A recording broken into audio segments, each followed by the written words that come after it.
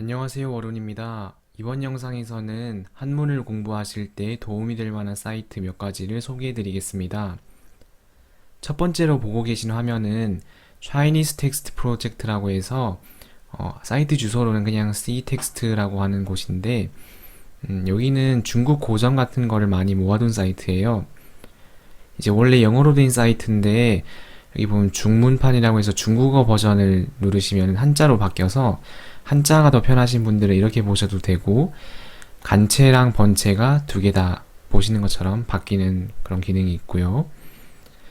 이제 유가, 그러니까 유학이죠. 유가로 한번 들어가서 보시면은 첫 번째로 논어가 이제 보이죠. 이제 하기편에 들어가면 논어 원문이 이렇게 나오는 걸 확인할 수 있어요. 이제 밑에 있는 거는 이제 현대 중국어 번역인데 이게 번역이 있는 것도 있고 없는 것도 있습니다. 이제 밑에 맹자도 똑같은 식으로 확인이 되시고 이제 원문이 쭈루루루 있죠.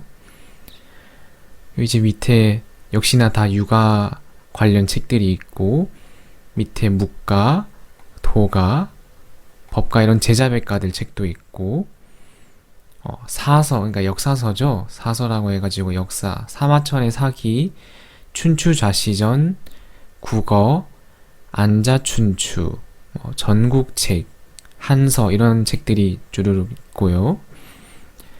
밑에 경전문헌이라고 하는 것이 있는데 이거는 사서 삼경 할 때 그 삼경 같은 게 많이 있습니다. 시경, 상서가 서경이죠. 주역 이런 것들이 경전문헌에 가시면 볼 수가 있고 그 밑에 자서라고 되어 있는 거는 이제 뭐 설문해자나 이야, 뭐 방언 이런 사전류의 책들이 있는 것이에요. 네, 이렇게 글자 설명이 되어 있는 거죠. 이런 것이 돼 있고 그러니까 여기까지가 본 게 선진양한이라고 해가지고 진시황의 진나라 이전 그리고 두 개의 한나라 전한 후한이죠. 그 한나라 시기 조금 앞선 옛날 시기라고 볼 수가 있고 그 밑에 한대지후 한나라 시대 이후라고 해가지고 조금 더 지금과 가까운 시대 위진남북조 시대라든가 뭐 세설신호 이런 책들도 있고 수나라 당나라 시기 그리고 송나라 명나라 시기 이때 이제 사서 장구집주라 해가지고 우리가 흔히 주자라고 부르는 주희란 학자의 대학 중용, 논어 집주 이런 주석서를 볼 수가 있습니다.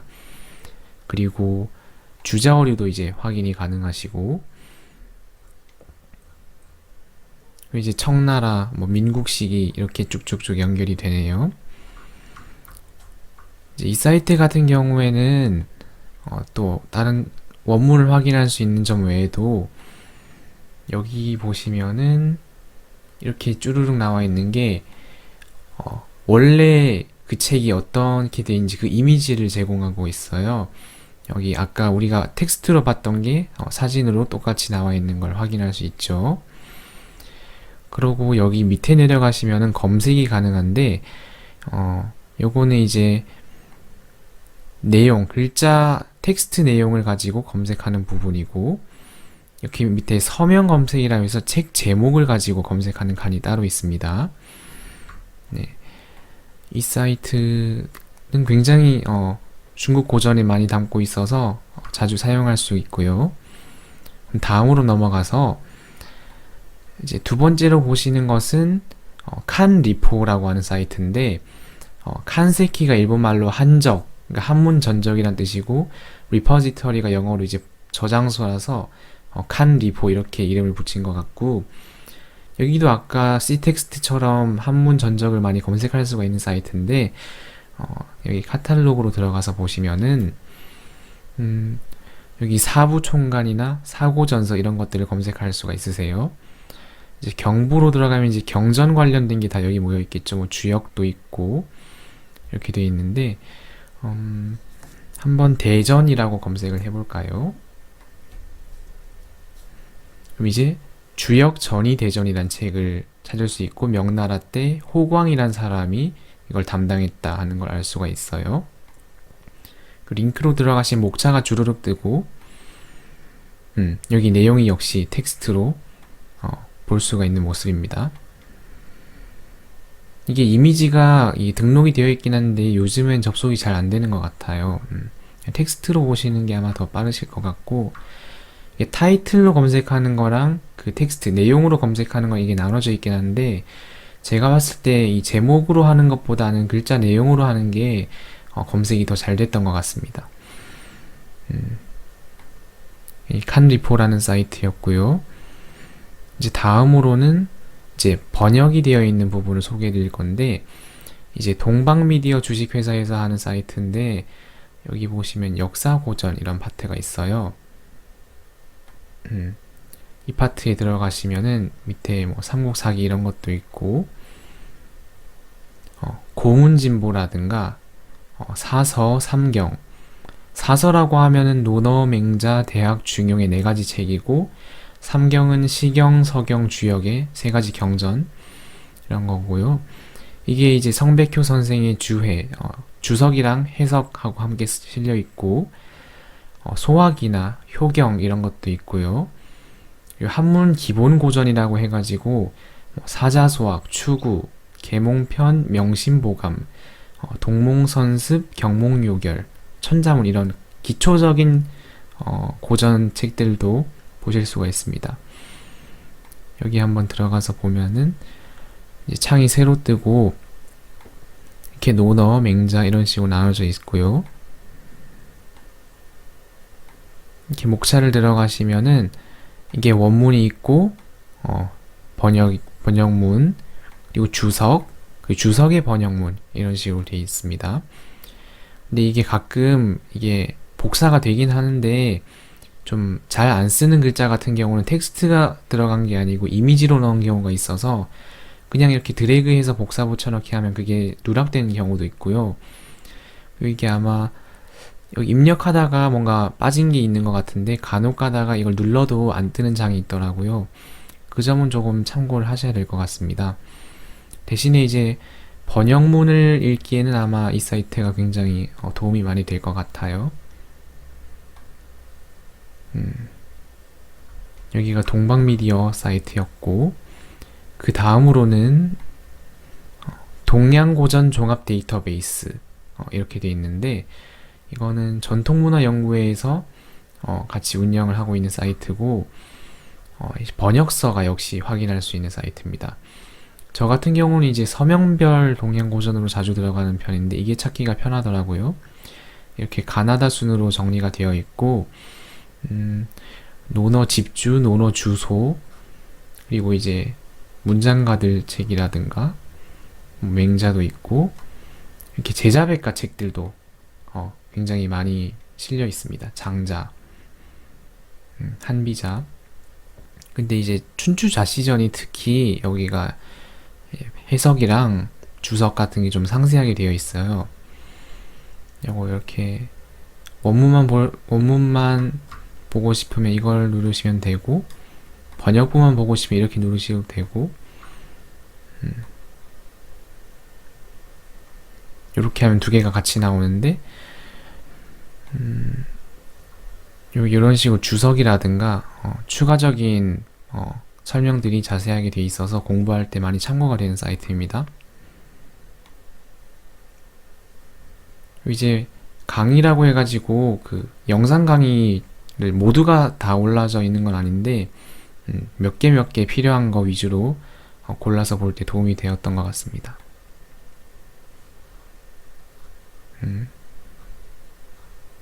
네. 그러고 동양고전 종합 데이터베이스랑 또 연관이 있는 사이트로 지금 보고 계신 게 한문 독해 첩경이라고 해서 베타 버전이긴 한데, 이 사이트 같은 경우는 뭐가 도움이 되냐면은 한문을 해석하실 때 글자 설명이나 패턴 설명이 잘 되어 있어요. 논어를 다시 한번 열어보면은 이런 식으로 논어에 자주 나오는 글자들이 정리가 되어 있고, 이제 자가 제일 큰 게 공자를 여기서 논어에서 자라고 하니까 아를 자자가 제일 크게 박혀 있는 것 같아요. 여기 들어가시면은 첫 번째 절이 나오는데 이 번역문이 있고, 이제 이거에 대해서 해석 순서, 해석하는 패턴, 이게 한자가 중학교 때 배운 한자인지 고등학교 때 배우는 한자인지 그 범위 바깥인지 이걸 다 표시해주는 장점이 있습니다. 그리고 또 오른쪽에 보시면 학습 도구라고 해서 뭐가 이제 여러 개가 있는데 여기 언해라고 해서 누르시면은 조선시대 학자들이 논어를 어떻게 해석했는가 해서 이제 조선시대 언어로 자이가라샤대 학하고 시로 습하면 또한 기쁘리 아니하랴 이런 식으로 설명이 되어 있습니다. 이런 걸 참고하실 때 독해 첩경이 사이트가 괜찮을 거고요. 아직 검색 전용 이렇게 되어 있는 거는 별로 이제 해석이라든가 그런 게 아직 올라오지 않은 건데 아직 베타 버전이라서 나중에는 이게 많이 보완이 될 것 같습니다. 이제 다음으로는 한국 고전 종합 데이터베이스인데 이제 한국 고전 번역원에서 이걸 운영하고 있고요. 조선왕조 실록이나 뭐 승정원 일기, 일성록 이런 것도 있고 우리나라 문집, 조선시대 학자들의 문집들을 이제 많이 모아놓은 건데 이제 이곡, 가정 이곡에 문집 한번 들어가 보면 이런 식으로 목차가 주르륵 떠 있고 이제 한시를 한번 보면은 이런 제목 들어가서 이 원문이 이렇게 나와 있고요. 이걸 누르시면은 옆에 번역문이 이제 같이 뜹니다. 그리고 이제 반대로 여기다 검색을 해서 한문을 검색해서 번역문을 찾을 수도 있어요. 이걸 누르시면은 이제 원래 그 책의 이미지가 이렇게 떠 있는 모습이 확인되실 텐데 이게 텍스트 입력한 게 거의 다 맞게 입력됐긴 했는데 간혹 잘못된 게 있어서 그럴 때 이제 이미지 확인하시면은 될 것 같고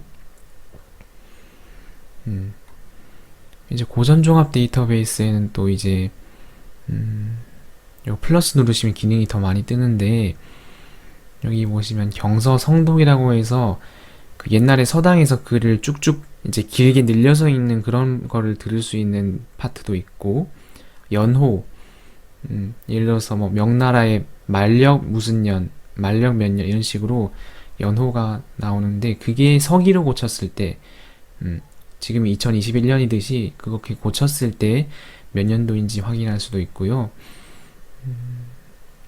요건 이체자 정보 들어가 보면은 이제 한문책 같은 경우에는 똑같은 글자라도 여러 개의 형식으로 쓰는 경우가 있는데 그럴 경우에 이거 여기서 검색을 하시면은 조금 알아보기가 쉬우세요.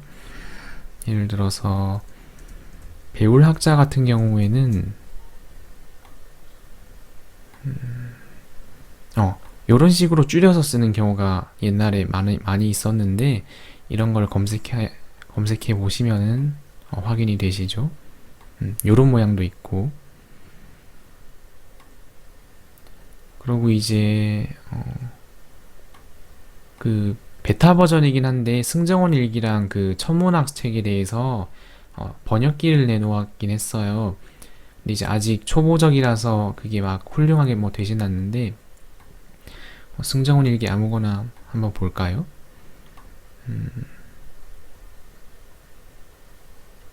원문 들어가서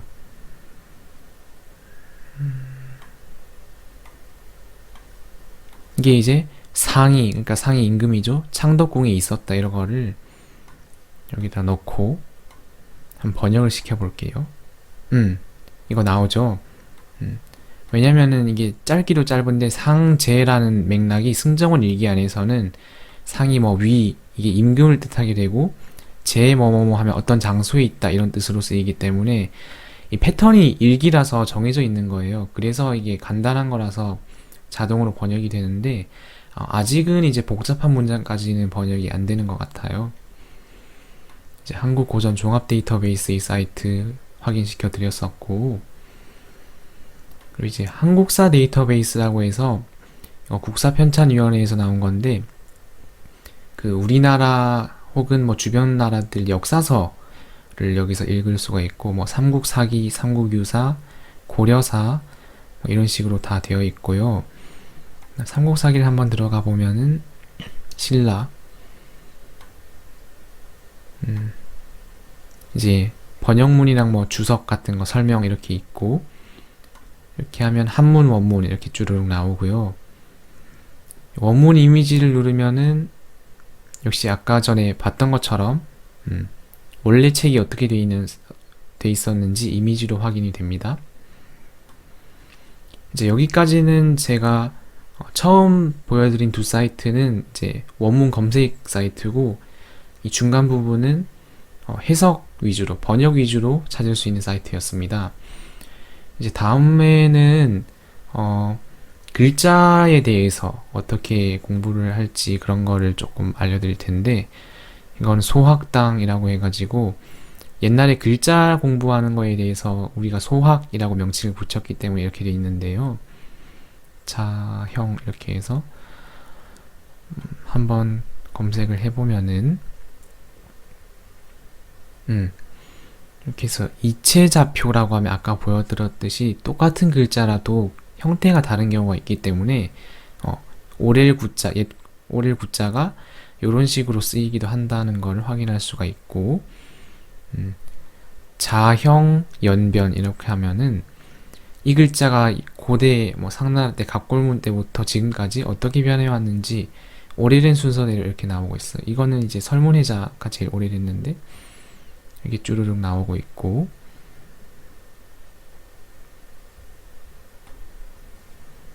그러고 이 밑에 있는 거는 여러 개의 사전들에서 이 글자가 어디 수록되어 있는지 정리되어 있는 사이트입니다. 글자 형태 위주로 검색하실 때 좋을 것 같아요. 이제 다음으로 보시는 것은 운전망이라고 해가지고, 운은 이제 라임이라고 할 수가 있죠.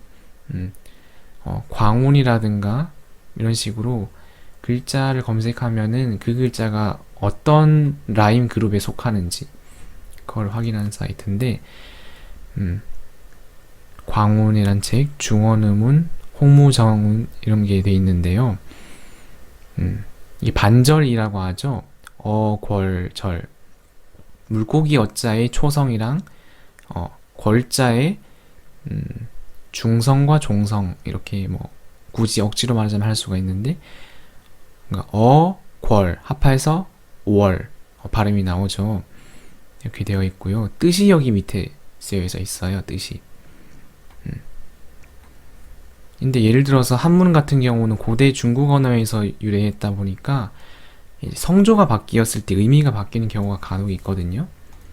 이제 왕왕자 같은 경우 보시면 우리가 임금 이런 식으로 많이 보는데, 평성이란 뜻이에요. 평성, 크다, 임금이다 이런 식으로 되어 있죠. 근데 이게 성조가 거성으로 바뀌었을 때는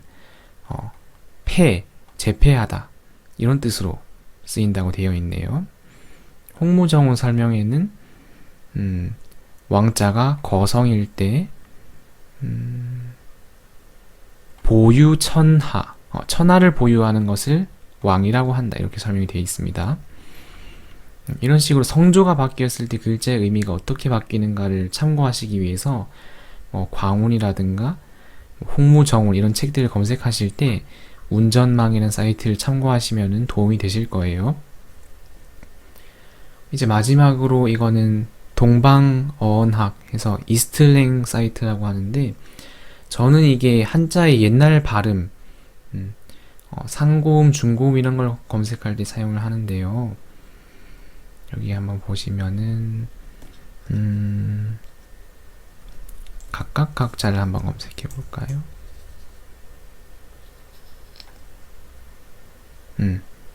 요건 이제 학자들 이름이거든요. 왕력, 이거는 왕리라는 중국 학자고, 정장상팡, 리팡구이, 이 사람은 백스터라는 미국인 학자분이시고, 판우인 중국 학자 이렇게 돼 있는데, 학자마다 설이 달라서 똑같진 않지만 대충 각각 각자는 옛날에 깍 아니면 끌락 이런 식으로 발음이 났다고 추정을 한다라는 걸 우리가 알 수가 있죠. 그래서 이게 정장상팡이나 판우인 같은 학자들이 이게 L자를 가운데 끼워놨잖아요. 끌락 이렇게 해서. 이건 아마 각각 각자가 그 연락하다 할 때 락자,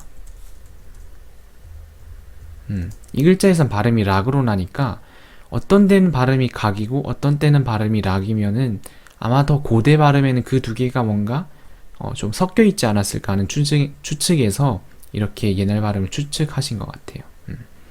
이런 걸 검색하실 때 동방 어원학 사이트를 참고하시면 이제 이런 정보를 얻으실 수가 있을 겁니다.